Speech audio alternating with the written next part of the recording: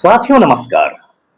पटना बिहार से मैं Amitabh Kumar Das, IPS 94 batch, और आप देख रहे हैं मेरा अपना यूट्यूब चैनल दास बोले बिंदास। क्योंकि जब बुज़दिलों ने मुंह में दही जमा लिया हो तो दास का बिंदास बोलना जरूरी हो जाता है।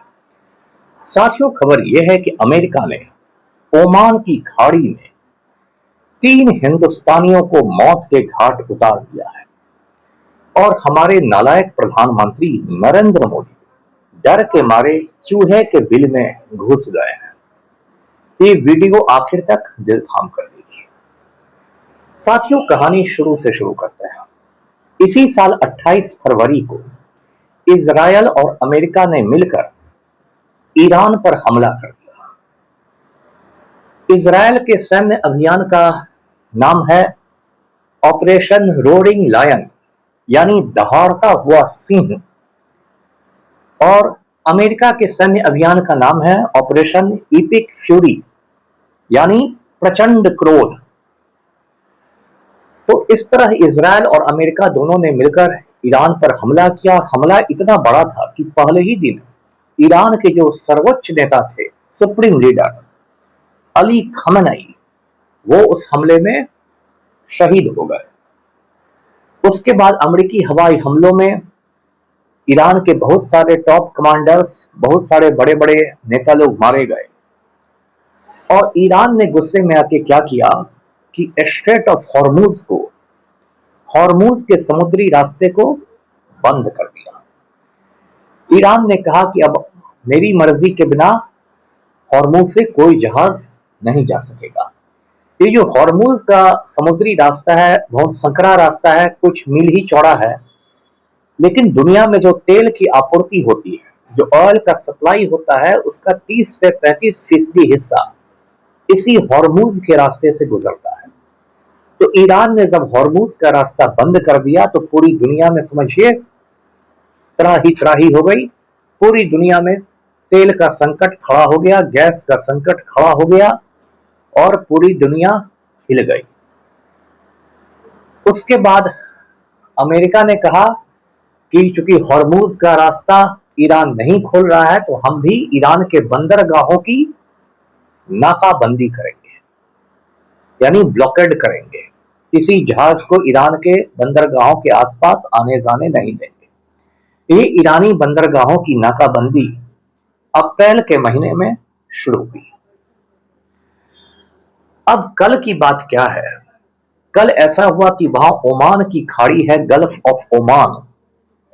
ओमान की खाड़ी से 2 तेल के टैंकर, बड़े बड़े ऑयल टैंकर्स गुजर रहे थे। एक का नाम था जलवीर और एक का नाम था स्टेल बेलो।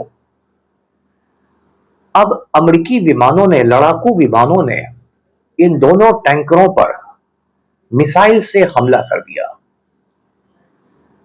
हेल फायर बहुत ही खतरनाक मिसाइल होता है अमेरिका का, हेल फायर मिसाइलों से हमला किया गया। अब ये दोनों टैंकर डूबने लगे जब उन पर मिसाइल का हमला हुआ और दोनों ने मतलब मदद मांगी। तो जो जलवीर थे उसके तो सभी जहाजियों को, सभी नाविकों को बचा लिया गया, लेकिन जो स्टेल बेलो था उस टैंकर के 3 लोग, 3 हिंदुस्तानी मारे गए। एक का नाम आदित्य शर्मा, एक का नाम शिवानंद और एक का नाम कोई सुनील है। कोई वहां कैडेट था उस टैंकर पर, कोई चीफ इंजीनियर था, कोई इंजन का काम करता था। ये लोग अमेरिकी हमले में मारे गए। अब ये देखिए, हिंदुस्तानियों को अमेरिकी हमले में मार देना, ये सरासर हिंदुस्तान के खिलाफ जंग का ऐलान है और कायदे से भारत सरकार को इस पर बहुत ही कड़ा फैसला करना चाहिए था। लेकिन यहां तो हमारे नालायक प्रधानमंत्री हैं, नालायक वजीर आजम हैं नरेंद्र मोदी उर्फ सरेंडर मोदी। ट्रंप के सामने तो इनका सारा 56 इंच का सीना सिकुड़ जाता है। तो कल जो भारत का विदेश मंत्रालय है, मिनिस्ट्री ऑफ एक्सटर्नल अफेयर्स जो है, उसने एक बयान जारी किया और कहा कि ओमान की खाड़ी में जो हमला हुआ है बहुत ही गलत हुआ है।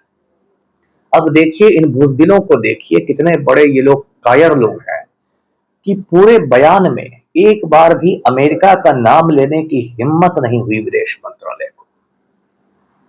एक बार भी उस पूरे स्टेटमेंट में, पूरे प्रेस रिलीज में भारत के विदेश मंत्रालय ने अमेरिका का नाम तक नहीं लिया। मतलब सुपर पावर के सामने इनकी ऐसी हालत हो गई, भींगी बिल्ली बन गई है। और वहां के किसी अमेरिकी दूतावास के किसी टुटपुजिया आदमी को बुलाकर, किसी एम्बेसी का टुटपुजिया जूनियर को बुला के इन लोगों ने विदेश मंत्रालय में अपना विरोध दर्ज करा दिया। मतलब एक खाना पूरी कर दी। और जब से मैं देख रहा हूं प्राइम मिनिस्टर का तो इस पर कोई बयान नहीं आ रहा है। गोदी मीडिया भी इस पर कुछ नहीं बोल रहा है, क्योंकि गोदी मीडिया को तो झाल मुढ़ी और मेलोडी चॉकलेट से फुर्सत नहीं। तो ये क्या हालत है। और इसके पहले भी मैं आपको याद दिला दूं कि ईरान का एक जंगी जहाज आया हुआ था, इंडिया आया हुआ था, विशाखापत्तनम। और विशाखापत्तनम से वो मतलब नौसेना का अभ्यास करके, जिसको नेवल एक्सरसाइज कहते हैं, वो करके लौट रहा था और श्रीलंका के पास उसको अमेरिका ने डुबा दिया था। वो भी एक तरह से भारत पर ही हमला था, क्योंकि वो ईरान का जहाज भारत के निमंत्रण पर आया था, इनविटेशन पर आया था, हिंदुस्तान का मेहमान था। उस समय भी प्राइम मिनिस्टर मोदी के मुंह में दही जमा रह गया था। इतना ही नहीं, ईरान ने एक चाबहार नाम का बंदरगाह, चाबहार नाम का पोर्ट भारत को 10 साल के लिए दे दिया था डेवलप कराने के लिए। इस जंग में अमेरिका ने उस चाबहार बंदरगाह पर भी बमबारी कर दी, जो अभी हिंदुस्तान के हिस्से में है, हिंदुस्तान के कब्जे में है। और उस पर भी मोदी का मुंह नहीं खोला। तो ये भाई नरेंद्र मोदी क्यों सरेंडर मोदी हो गया। राहुल गांधी कहते हैं कि ये नरेंद्र मोदी जो है कंप्रोमाइज्ड प्राइम मिनिस्टर, मतलब कंप्रोमाइज्ड हो चुके हैं। इसका ये मतलब है कि इतना ज्यादा इन पर दबाव है, इतना ज्यादा इनको ब्लैकमेल किया जा रहा है, धमकाया जा रहा है कि अपनी मर्जी से ये कुछ काम ही नहीं कर सकते हैं। और बात बिल्कुल सही। अब आप पूछेंगे कि नरेंद्र मोदी सरेंडर मोदी क्यों बन गया है, नरेंद्र मोदी क्यों डोनाल्ड ट्रंप का नंदू नौकर बन के रह गया है। तो इसकी वजह है एप्स्टीन फाइल्स। एप्स्टीन पर भी मैंने कई बार वीडियो बनाए हैं, फिर से मैं दोहरा देता हूं मामला। जेफरी एप्स्टीन अमेरिका का बहुत बड़ा धन्ना सेठ था, बहुत अमीर शख्स था अमेरिका का जेफरी एप्स्टीन, और बहुत ही घटिया दर्जे का आदमी था। उसको आदमी कहना ही गलत है। उसने समंदर में एक टापू खरीद लिया था, आइलैंड खरीद लिया था। उस टापू पर वो कम उम्र की लड़कियों को लाता था और दुनिया भर की बड़ी बड़ी हस्तियां वहां पर आके एप्स्टीन के टापू पर अय्याशी करती थी। बाद में एप्स्टीन को गिरफ्तार किया गया और उसने जेल में ही आत्महत्या कर ली, खुदकुशी कर ली। अब एप्स्टीन के जो फाइल्स सामने आ रहे हैं, फाइल्स में बहुत सारे वीडियो हैं, कागजात हैं, ईमेल है, रिकॉर्डिंग है। माना जा रहा है कि उसमें कई बार, एक दो नहीं कई बार नरेंद्र मोदी का जिक्र है। और यह भी माना जा रहा है कि अमेरिकी राष्ट्रपति डोनाल्ड ट्रंप के पास वो वीडियो है जिसमें नरेंद्र मोदी को लड़कियों के साथ अय्याशी करते हुए दिखाया गया है। और उसी वीडियो का डर दिखाकर डोनाल्ड ट्रंप नरेंद्र मोदी को ब्लैकमेल करता है, धमकाता है। और नरेंद्र मोदी बिल्कुल ट्रंप का पालतू कुत्ता बनकर पूंछ हिलाता है। आपको याद होगा पिछले साल मई महीने में ऑपरेशन सिंदूर शुरू हुआ था। भारत का सैन्य अभियान था पाकिस्तान के खिलाफ, वहां आतंकी अड्डों के खिलाफ।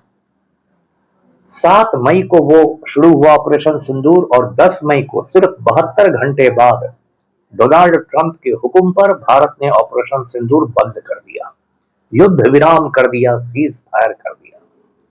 और इसकी जानकारी हिंदुस्तानियों को डोनाल्ड ट्रंप के ट्वीट से मिली। बताइए कितना बड़ा मजाक है कि हिंदुस्तान अपना सैन्य अभियान बंद करता है और इसकी जानकारी मिलती है हमें अमेरिका के राष्ट्रपति से।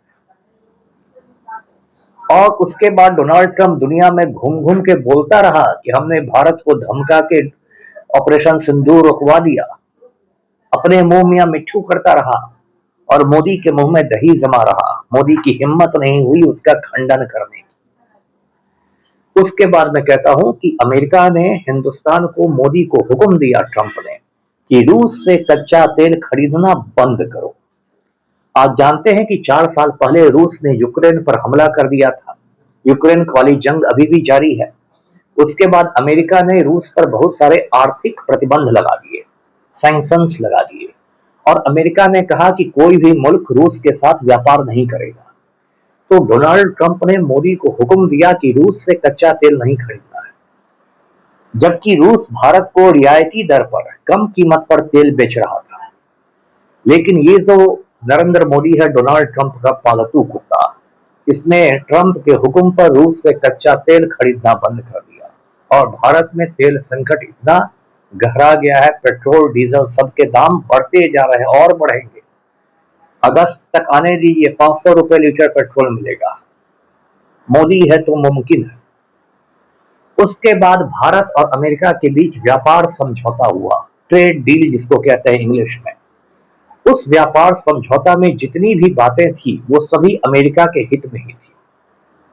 उसमें यहां तक कहा गया कि अमेरिका के जो कृषि उत्पाद भारत में आएंगे, एग्रीकल्चर के जो प्रोडक्ट्स आएंगे, उस पर भारत कोई टैरिफ नहीं लगाएगा। इसका मतलब ये हुआ कि हिंदुस्तान के बाजार में अमेरिकन किसानों के सामान इतना सस्ता मिलेंगे कि हिंदुस्तानी किसानों का सामान कोई खरीदेगा ही नहीं और हिंदुस्तानी किसान सब भूखे मर जाएंगे। ये जो व्यापार समझौता है ये भी ट्रंप के ही हुक्म पर मोदी ने किया है। और अब जब ट्रंप ने हमला करवा के 3 हिंदुस्तानियों को मौत के घाट उतार दिया है, तब मोदी के मुंह में दही जमा हुआ है। कल की घटना से जुड़ी एक और खबर दे दूं। एक साहब है राजेश शर्मा, मोदी के बहुत बड़े दलाल, और उनके दिमाग इतने कट्टर हिंदू हैं कि उनके दिमाग में गोबर और गोमूत्र का बदबूदार मिश्रण भरा हुआ। मुसलमानों से बड़ी नफरत है राजेश शर्मा जी को। जब गाजा में इजराइल बेगुनाह मुस्लिम बच्चों का कत्ल कर रहा था तो राजेश शर्मा काफी ताली पीट रहे थे, जश्न मना रहे थे। कल इनका बेटा आदित्य शर्मा अमेरिकी हमले में मारा गया। कहानी की शिक्षा ये है कि किसी दूसरे के दुख में ज्यादा खुशी मनाने की जरूरत नहीं है। दुख सबके घर आ सकता है। आज गाजा के बच्चे मारे जा रहे हैं, कल आपका बच्चा मारा जा सकता है। तो वीडियो को लाइक कीजिए, शेयर कीजिए, चैनल को सब्सक्राइब कीजिए। धन्यवाद। जय हिंद।